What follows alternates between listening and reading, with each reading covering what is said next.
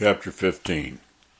Andrew Plowman came nervously into the office of Colonel Mears after being summoned the day after the meeting in Conway, South Carolina.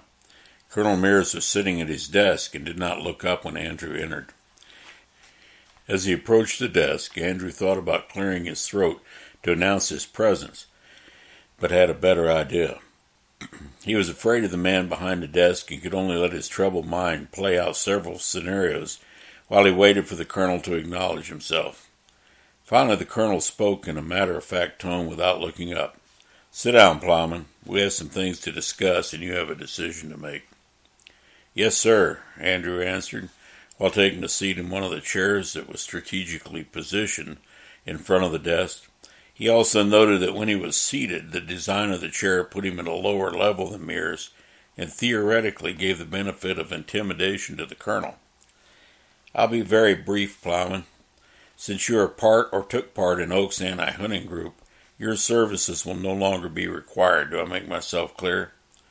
The colonel's eyes were burning into Andrew Plowman's, and the young man was near tears, but determined not to cry. "I understand, sir, but I was not part of Jonathan's group, just his friend." Andrew stuck to that lie that he'd been told the colonel during the interrogation after the Conway meeting, not knowing that Colonel Mears had his every move for the past 6 months checked out. For the next 30 minutes, the colonel presented each and every event that tied Plowman to Oaks, and several that showed that he was not just a casual observer in the anti-hunting movement. With each piece of evidence revealed, Andrew Plowman sank lower and lower into his chair, too embarrassed to speak. Finally, the colonel finished and said, "Is there anything that you wish to tell me, Plowman?" knowing that the boy in front of him would probably now rat out the entire organization.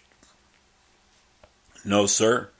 I'll just be going if you're finished," Andrew answered quietly, but was determined not to speak a word about the things that Jonathan Oakes had confided in him, especially now that Jonathan was dead. "Plowman, I know exactly what Oakes was involved in and how much he told you.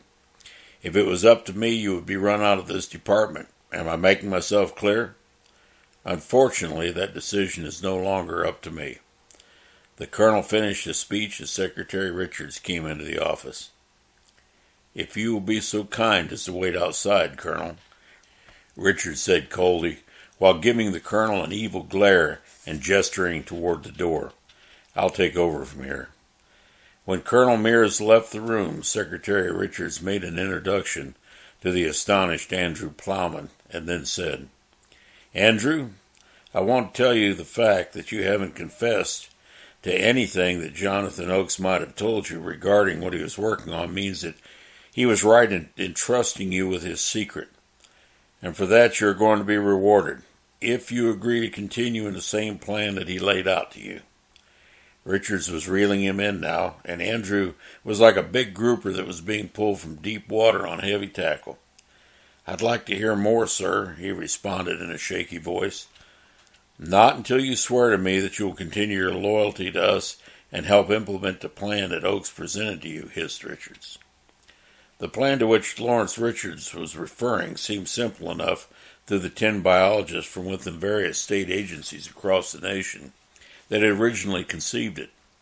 In the mid-1990s, they were in attendance at the clandestine meeting being held in an obscure and run-down motel on the outskirts of Cali, Wyoming, near the Yellowstone National Park, to implement what they had dreamed about for years, a plan to secretly import a few breeding pairs of super predators back into the wilderness areas of the United States and let them quietly begin to reduce the herd sizes of elk and deer populations that brought hunters from all over the world to the United States.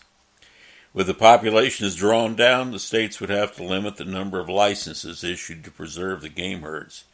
The hunters would then start looking elsewhere for areas to hunt, costing the states valuable resources in lost hunting licenses, which necessitated a rise in fees for the remaining individual hunters. Eventually, a case would be made that the natural predator-prey relationship had been restored, and hunters were no longer needed. It would be only a matter of time after that, perhaps 2 generations, before the interest in hunting was gone and all remaining firearms could be confiscated without a shot being fired. These 10 hand-picked men and women, members of a radical cult of animal rights extremists, shared many of the philosophies of one of the main animal protection societies in the country. And the misfits that picketed for ethical treatment of animals only to have a majority of all the animals that they sheltered die of neglect. However, these 10 operated at a much deeper and darker level than any other group in the country, and they did it in absolute secrecy. All of them shared a common goal: to stop the hunting and trapping of game animals across the United States. In order to do that, they were all willing to spend years recruiting within various wildlife agencies in the United States men and women of like beliefs that would work quietly in the background of their respective departments to accomplish the importation of what would be referred to as super predators. Since only the 10, as they called themselves, would know the complete plan, each member of the state group would only be aware of his or her role within the specific state, thus ensuring plausible deniability if they were discovered. Jonathan Oakes was one of the original 10, as they called themselves, and Oakes has slowly risen to the top of his pay grade as a wildlife biologist with the Department of Natural Resources. It was only after the recent elections shifted the balance of power to the hard left that a favorable light was shown on this group, whose workings have been watched by some liberal members of the Interior Department for over 8 years. With the new progressive mood in Washington, the 10 were brought into the fold to help with the administration's main goal of nationwide firearm control by the end of the second term. The mandate was the same, only the 10 were now working clandestinely for the Department of the Interior through handlers like Richards, and the lower echelon were kept totally in the dark about the scope of their work. Jonathan Oakes' lifestyle and instability threatened the organization at the top, and he had been eliminated, an act that would have been inconceivable to the original 10 when their brainchild was first birthed. Now Andrew Plowman found himself confronted with a difficult decision.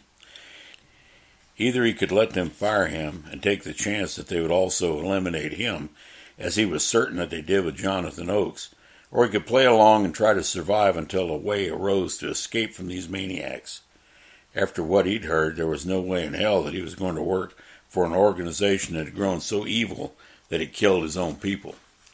"I'm in total agreement, sir," was Andrew's calculated reply. "What do I have to do now?" "You've made the right choice, Plowman. We are transferring you to Colorado while you will work in the same capacity that you have here, only out of sight of anyone investigating this Cougar incident. By the way, this must look like it was your request for a transfer, so make certain that someone knows that you are disgruntled and are requesting a change of scenery. Understood?" "Yes, sir," Andrew answered as he got up and left the room. As soon as the door closed, Richards was on the phone. He agreed, but I want a close watch on him until further notice, and ended the call.